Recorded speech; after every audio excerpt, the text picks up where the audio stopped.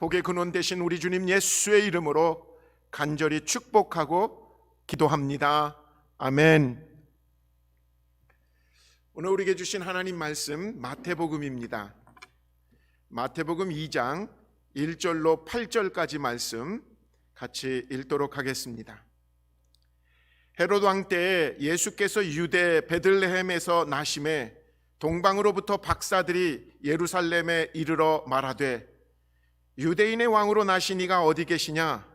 우리가 동방에서 그의 별을 보고 그에게 경배하러 왔노라 하니 헤롯 왕과 온 예루살렘이 듣고 소동한지라. 왕이 모든 대제사장과 백성의 서기관들을 모아 그리스도가 어디서 나겠느냐 물으니 이르되 유대 베들레헴이 오니 이는 선지자로 이렇게 기록된 바 또 유대 땅 베들레헴아 너는 유대 고을 중에서 가장 작지 아니하도다. 내게서 한 다스리는 자가 나와서 내 백성 이스라엘의 목자가 되리라 하였음이니라 이다. 이에 헤롯이 가만히 박사들을 불러 별이 나타난 때를 자세히 묻고 베들레헴으로 보내며 이르되 가서 아기에 대하여 자세히 알아보고 찾거든 내게 고하여 나도 가서 그에게 경배하게 하라. 오늘 우리에게 주신 하나님의 말씀입니다. 어느 날 이건 하나의 예화니까 그렇게 들으시기 바랍니다. 어느 날 사탄과 그의 졸개 마귀들이 전략 회의를 열었다고 합니다. 그날 회의의 주제는 어떻게 하면 크리스찬들의 신앙생활을 방해할 수 있을까? 이제 그게 주제인 거예요. 막 열띤 토론이 벌어졌을 겁니다. 마귀의 사명은 그런 거니까요. 젊고 영리한 신참 마귀가 이렇게 먼저 제안합니다. 믿음이 아주 좋다는 한 성도를 본보기로 많은 사람 앞에서 죽여버립시다. 그러면 사람들이 겁을 먹고 신앙을 포기하지 않을까요? 그 말을 들은 늙은 대장 마귀가 손사래를 치면서 그거 안 되는 일이라고. 왜냐? 순교가 일어날 때마다 교회와 성도들은 더 뜨겁게 신앙이 자라났다고. 그래서 잘못 죽였다가는 한 명 죽이면 100명씩 더 성도가 모이는 것을 나는 봤다고. 그렇게 말하는 거예요. 그 말을 듣고 또 이번에는 경력이 조금 고참된 그 마귀가 나서서 제안합니다.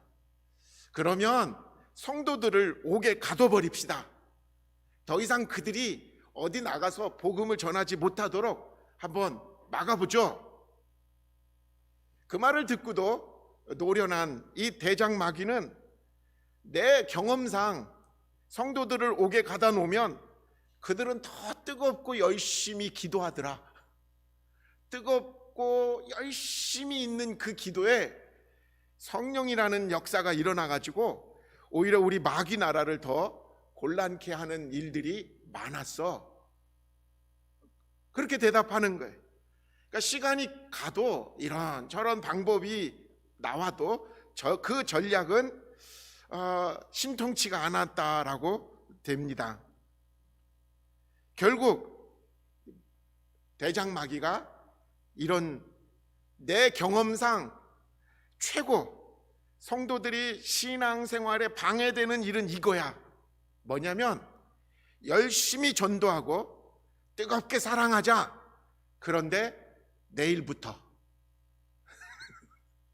그러니까 성도들한테 그냥 그렇게 하자라고만 말을 해놓고는 그건 이제 다음부터 이렇게 마음을 심어주면 여러분 지금도 성도들은 요 마음 먹고 그래 내년부터 내일부터 우리 전도하고 말씀 열심히 읽고 기도생활 하지 뭐 이렇게 생각하지만 내일이 또 내일이 되고 그 내일은 결국은 우리한테 오지 않는다는 거죠. 마귀의 전략은 지금도 정확하게 통하고 있다라고 합니다. 대강절을 마치고 이제 오늘부터 성탄절 후 첫 번째 주일 그리고 두 번째 주일 이렇게 주일을 맞이하게 됩니다. 저는 대강절 기간 동안에 첫 번째 성탄을 맞이했었던 마리아, 요셉 그리고 들판의 목자들에 대해서 살펴보았습니다. 이들을 가난하고 때로는 사회적으로 하대받고 무시받았던 이 사람들이 어떻게 첫 성탄의 주인공들이 될 수 있었을까?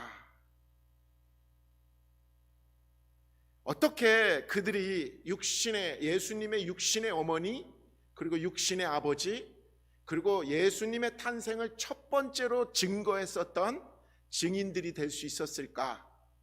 우리가 대강절 기간 동안 말씀을 나누는데 오늘 저는 이들과 비교되는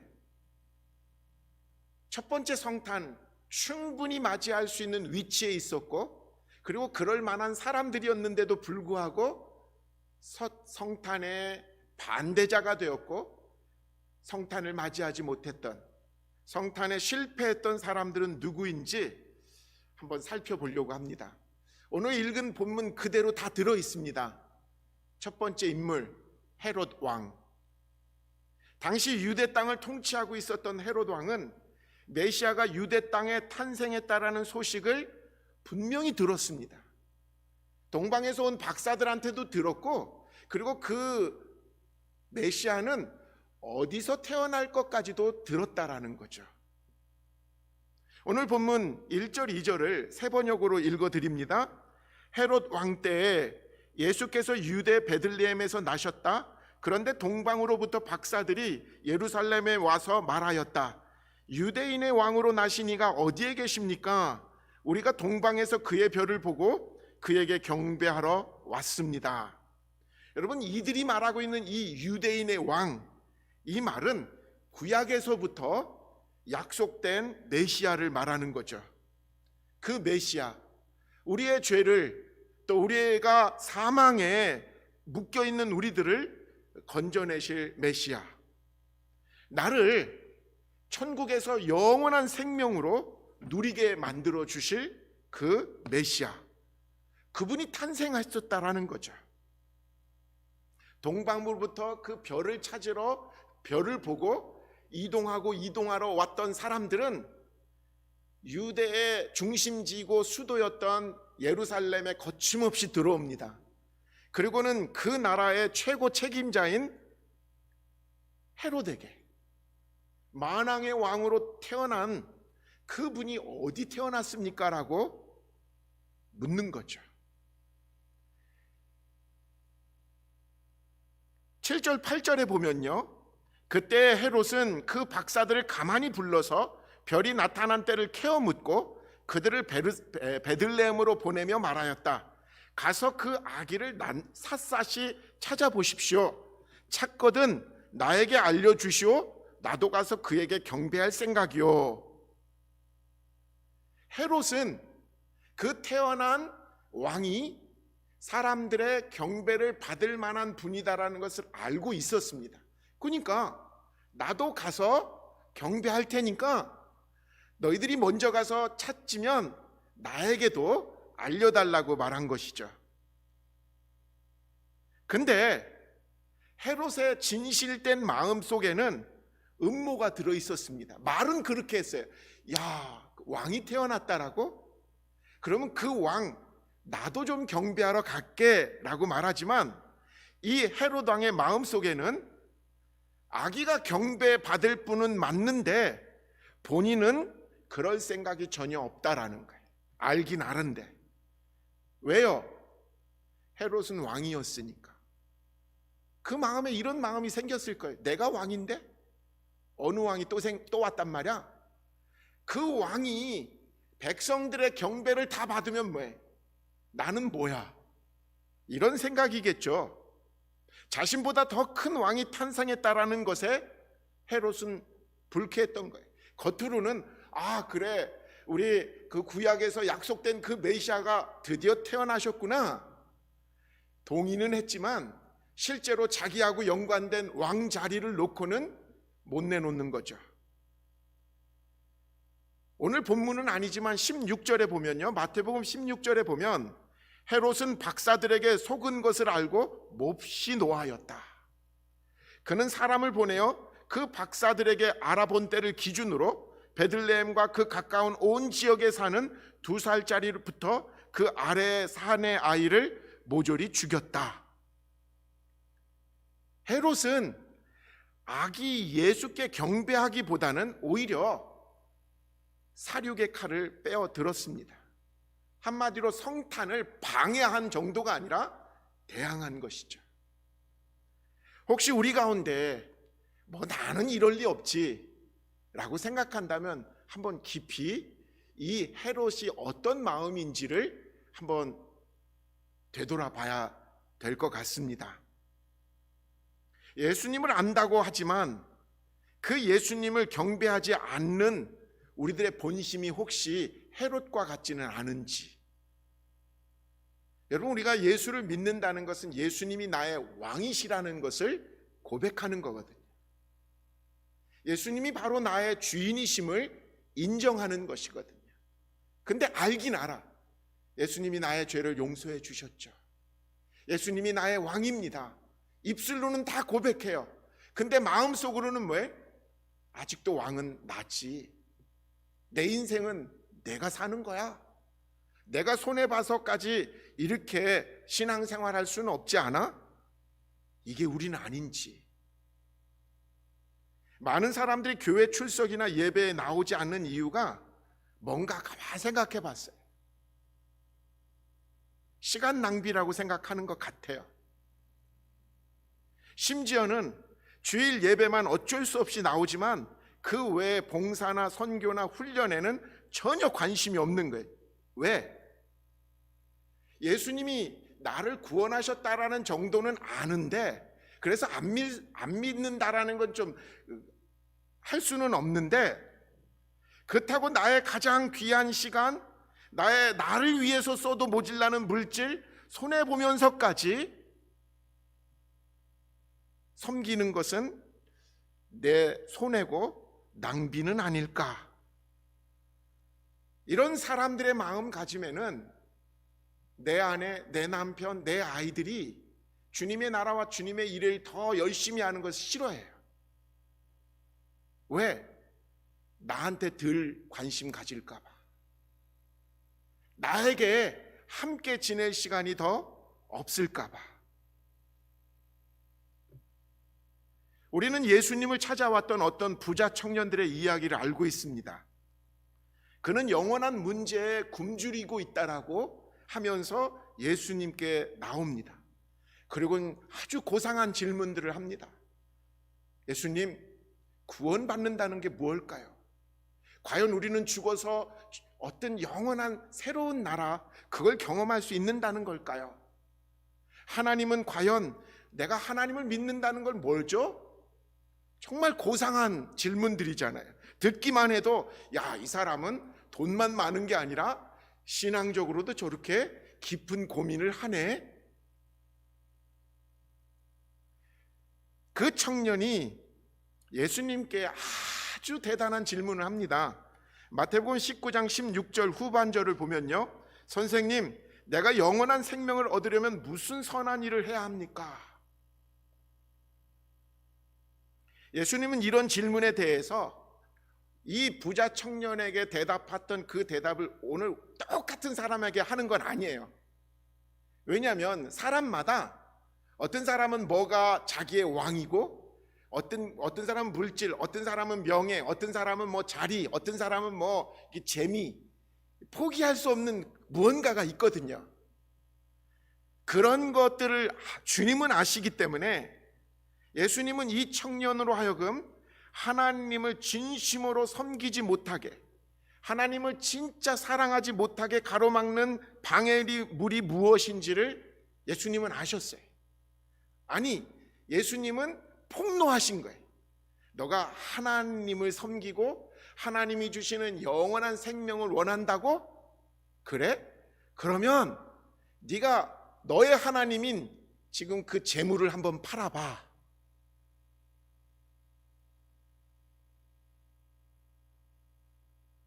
예수님은 이런 질문을 사람마다 조금씩 다르게 말씀하실 것 같아요.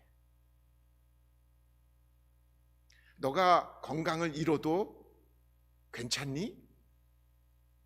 너가 사랑하는 그런 사람들 잃어도 괜찮아? 너가 즐겨하는 그런 오락, 그런 취미들 그거 내려놓아도 괜찮니? 예수님은 이 청년의 그 마음속에 실제로 자리 잡고 있는 왕이 누군지를 알았던 거예요. 마태복음 19장 21절에 보면요, 예수께서 그에게 말씀하셨다. 내가 완전한 사람이 되려고 하면 가서 내 소유를 팔아서 가난한 사람에게 주어라. 내가 하늘에서 보화를 차지하게 될 것이다. 그리고 와서 나를 따르라. 예수님은 모든 사람에게 재산 정리하고 나 따라와 이렇게 말씀하진 않아요. 저 같은 사람한테는 정리할 재산이 거의 없기 때문에 저한테 말하면 할렐루야 할 거예요. 왜냐하면 그게 저의 예수님을 사랑하는 증거라면 얼마든지 할 수 있으니까요. 근데 저한테 만약에 체면, 명예 뭐 이런 것들을 말씀하신다면 저는 한참 고민할 수 있을 것 같아요. 너 사람들한테 욕 먹어도 돼? 사람들이 너를 이해하지 않아도 돼? 이런 질문을 하실 때 여러분, 이 청년, 부자 청년에게 재물은 하나님을 사랑하는 일에 가장 크게 방해하는 것이었습니다. 이게 도전이었던 거예요. 저와 여러분들은 어떤 것이 하나님을 하나님으로, 하나님을 왕으로 인정하는 데 가장 방해거리가 될까요? 마태복음 19장에는 이 젊은이의 결론이 나옵니다. 19장 22절, 그러나 그 젊은이는 이 말씀을 듣고 근심을 하면서 떠나갔다. 그에게는 재산이 많았기 때문이다. 여러분, 성경을 읽으면서 가장 슬픈 대목이 저는 이 부분 같아요. 겉으로는 정말 영적이고 돈만 많은 게 아니라 지식도 많고 사회적인 부러움과 존경을 다 받을 만한 사람처럼 보였지만 껍데기를 까보니까 알맹이는 뭐예요? 속물 그대로였어요. 말은 영원을 얘기하고 영혼을 얘기하고 영생을 얘기하는데 본심은 돈이 다였던 거예요. 돈이 나를 위로해주고, 돈이 나의 목자시고, 돈이 나의 미래가 되고, 돈만 있으면 나는 편안하지. 돈이 그의 하나님이었던 것이죠. 예수님은 바로 그거를 폭로하게 하신 거예요. 이 청년이 돌아갔다 다시 회개하고 돌아온 지는 성경에는 없어요. 그렇지만 슬픈 모습으로 돌아갔더라. 혹시 저와 여러분들의 뒷모습은 하나님 앞에서 이런 모습은 아닌지, 예수 너무 열심히 믿으면 안 돼, 손해봐. 내 재산, 내 시간, 내 재능 나를 위해서 쓰기에도 부족한데 뭐. 여러분, 이 마음이, 물론 여러분들 아니신 줄 믿습니다. 이 마음이 이게 바로 헤롯이라는 거예요. 헤롯이 뭐 뿔 달려가지고 악행만 일삼은 자가 헤롯이다라고 생각하기에는 오늘 성경에서 너무나 많은 헤롯이 이 땅에 살아가고 있다라는 거죠. 이 성탄의 계절에 우리는 점검해 봐야 됩니다. 가난하고 무식하고 연약하고 사회에서 인정도 받지 못했던 사람들은 아기 예수의 성탄을 맞이했는데, 이렇게 왕으로 살아갔던 헤롯은 오히려 예수님과 경쟁하고요, 자기가 앉은 그 보좌를 내려오지 않기 위해서 예수님을 죽이려고 들었던 그런 모습은 아니었는지. 우리가 다짐해야 될 게 딱 하나 있어요. 헤롯은 되지 말자. 딴 게 아닙니다. 내가 앉은 보좌에서 내가 내려와야 돼요. 예수님을 안치어 드리는 거죠. 이게 믿음이고, 이런 자들에게 하나님의 구원의 역사와 또 열매가 풍성하게 맺어질 줄 믿습니다. 오늘 본문을 보면 또 두 번째 부류의 사람들이 나타나요. 대제사장과 서기관. 대제사장들과 서기관들은 당대 최고의 지식인들이었어요. 종교 지도자들이었어요. 헤롯 왕은 동방 박사들이 말하는 얘기를 듣고 먼저 대제사장과 서기관들을 불렀습니다. 그리고는 물었습니다. 오늘 본문 4절이 바로 그 얘기죠. 왕은 백성의 대제사장들과 율법 교사들을 다 모아 놓고서 그리스도가 어디에서 태어나실지를 그들에게 물어보았다. 헤롯은 몰라요. 잘 모르면서도 욕심만 많고, 그래서 그냥 예수님을 대놓고 죽이려고 들었던 사람이 헤롯이었어요. 근데 대제사장과 서기관들은 아는 사람들이었어요. 그들이 어떤 대답을 합니까? 5절입니다. 그들이 왕에게 말하였다. 유대 베들레헴입니다. 예언자가 그렇게 기록하여 놓았기 때문입니다. 미가서 2장 5절의 말씀, 5장 2절에 유대 땅 베들레헴아 너는 작지 않다. 너 안에서 백성을 다스릴 목자가 나올 것이다. 그들은 너무나 구약 성경의 메시아의 예언을 알고 있었던 사람들이었어요. 그리고 그 말을 듣자마자 메시아요? 저 베들레헴에서 날 겁니다. 그렇게 대답했습니다. 근데 성경 어느 구절에도 대제사장과 서기관들이 예수님께 가서 그 성탄을 맞이했다라는 기록은 없습니다. 정확하게 예수님이 탄생할 장소를 알고 있었으면서도 그 예수님의 탄생을 축하하러 간 사람 중에 대제사장과 서기관은 없었다라는 거죠.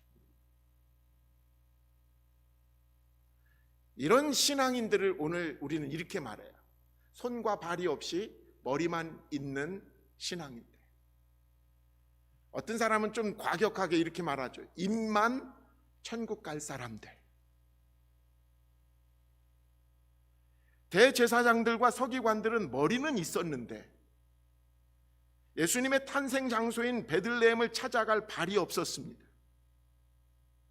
그들은 베들레헴에 메시아가 태어날 것을 분명히 지금 알고 그렇게 대답을 해놓고는 아기 예수님 앞에 경배하며 보배합을 내어놓을 손이 없었습니다.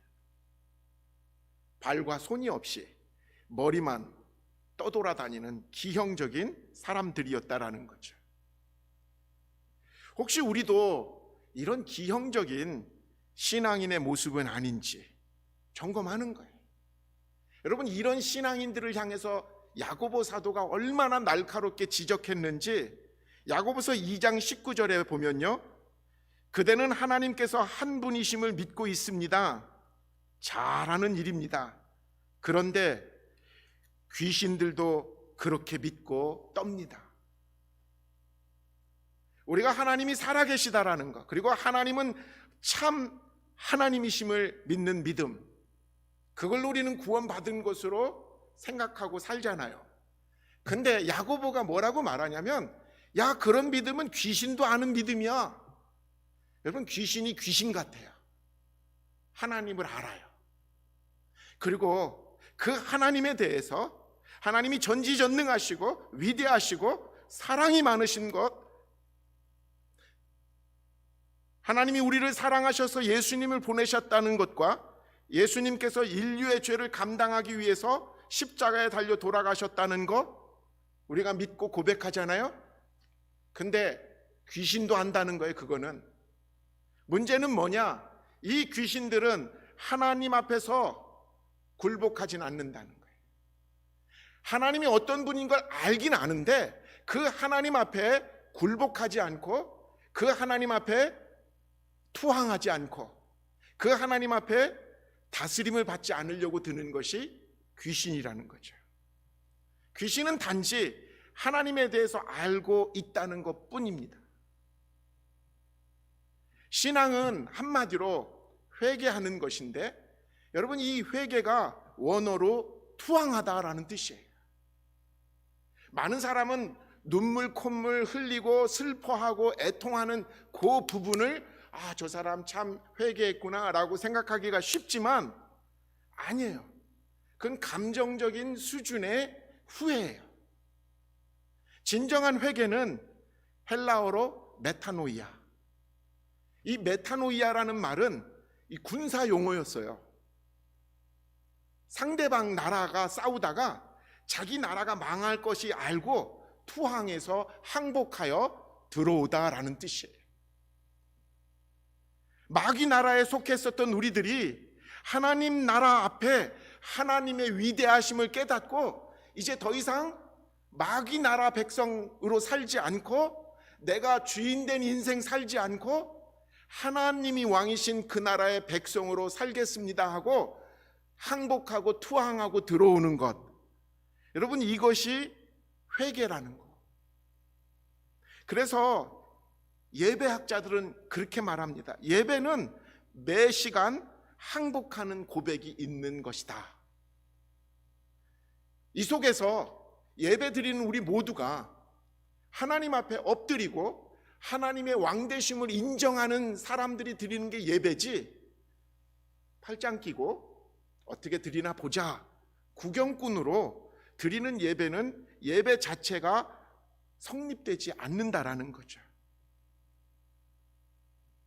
야고보 사도가 야, 그런 믿음은 귀신도 가지고 있어 라고 할 정도의 신앙이 우리에게 그게 단 줄 알고 있다면, 오늘 우리의 믿음이 혹시 대제사장이나 서기관의 믿음 수준 가지고 만족하고 안심하고 있는 건 아닌지. 야고보 사도는 오늘 우리에게도 이런 충고를 해주시는 것 같아요.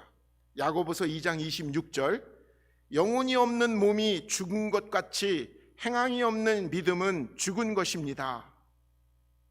우리가 알고 있는 성경 지식, 우리가 알고 있는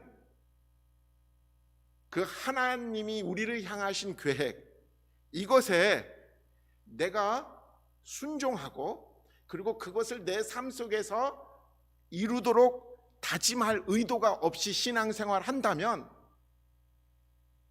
이게 바로 대제사장과 서기관의 믿음에 국한되는 상황인 거죠. 사실 우리는 행하기 위해서 무언가를 알아야 돼요. 중요해요.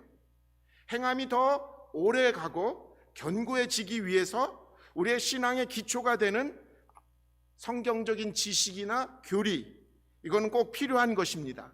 그래서 성경 공부나 제자 훈련에 우리는 열심을 내야 돼요. 그러나 지식이 빠진 신앙은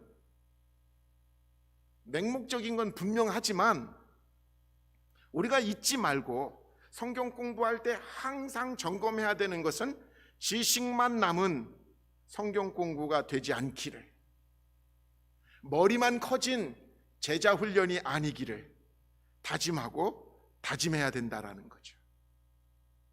이번 성탄을 지내면서 우리가 또 다짐해 보는 거예요. 머리만 떠다니는 신앙인 되지 않기를. 알았으면 손과 발로 부지런히 그것을 섬기고 그것을 위해서 살아가는 그런 살아있는 믿음의 시간들이 우리에게 있어야 될 줄 믿습니다. 오늘 2021년 한 해를 마치는 마지막 주일입니다.